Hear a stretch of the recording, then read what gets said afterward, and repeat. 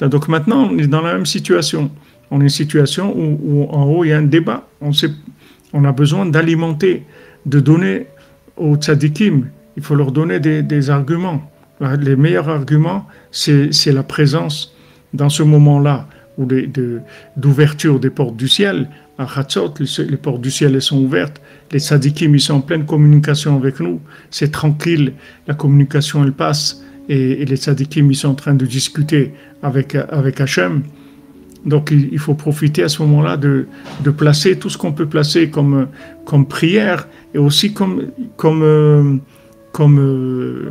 plaidoirie. Voilà, il faut faire des plaidoiries. Il ne faut pas avoir peur. Il faut faire des plaidoiries. Il faut faire des plaidoiries. Il faut dire à Hachem, nous on a déjà fait ça. On est déjà rentré chez des gens, aller leur couper la tête, aller ouvrir le ventre d'une femme, sortir le bébé, lui couper la tête. On a déjà fait des choses comme ça. Brûler des gens, faire des choses comme ça. Il faut pas avoir peur d'argumenter. On est venu là pour toi. Regarde qu'est-ce qu'on passe. Regarde nos enfants, comment on les éduque. Regarde les efforts qu'on fait pour être là. Regarde, on se réveille la nuit, on a envie de dormir, on est fatigué. C'est pas toutes les nuits qu'on arrive à dormir. Des fois, on dort 1 heure, on se lève, on est dans le brouillard. Et voilà, on se lève pour toi, pour la shrina. Il faut argumenter, il faut pas avoir peur. Tous ces arguments-là, ils servent en haut. Tous les arguments que vous allez pouvoir donner, ça sert en haut. Maintenant, le Zohar, il dit, comment Hachem il a ouvert la mer Rouge? Il a dit, Vayashkem Avraham Baboker. Il dit, moi, je demandais à Abraham d'aller égorger son fils. Le fils unique, tout ce qu'il avait, tout ce qui allait être sa descendance et tout, je lui ai dit d'aller l'égorger. Il a été le faire. Seulement, il s'est levé tôt pour le faire. Ça, je ne lui ai pas demandé. Il était obligé de le faire parce que je lui ai dit de le faire. Mais maintenant, je ne lui ai pas dit de se lever tôt.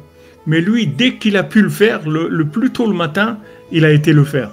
Alors que c'était contre ses émotions, contre l'amour qu'il avait pour son fils, etc. Mais il a voulu appliquer ma parole avec du zèle, il a voulu faire plus.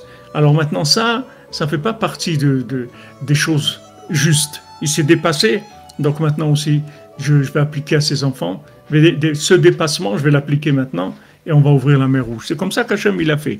Donc il y a des gens qui se dépassent tout le temps, qui font plus que ce qu'ils doivent faire, qui supportent plus, qu'ils devraient se mettre en colère, ils ne se mettent pas en colère, parce qu'Hachem il a dit de ne pas faire ça, ou ne veulent pas faire de la peine, ou ne veulent pas...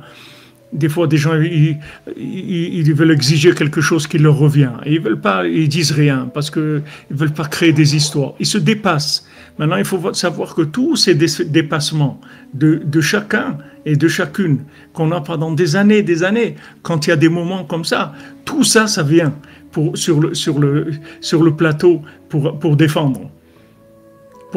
Et attendez, là vous êtes en train de parler de gens qui font du bien, des gens qui font du mal, d'accord? Vous êtes en train de me faire le compte, combien de bien qui est fait et combien de mal qui est fait. Et effectivement, il y a beaucoup de mal qui est fait, des gens qui font des bêtises, etc. et tout. Mais attendez, il y a des arguments maintenant qui ne sont pas des arguments de bien ou de mal. Il y a du dépassement. Les gens, ils se dépassent. Donc tout ça, c'est pas prévu au programme, je n'aurais pas demandé. Donc ça, ils font un don d'eux-mêmes, ils se dépassent. Donc ces dépassements-là, ça annule la justice. On sort du système de la justice, d'accord?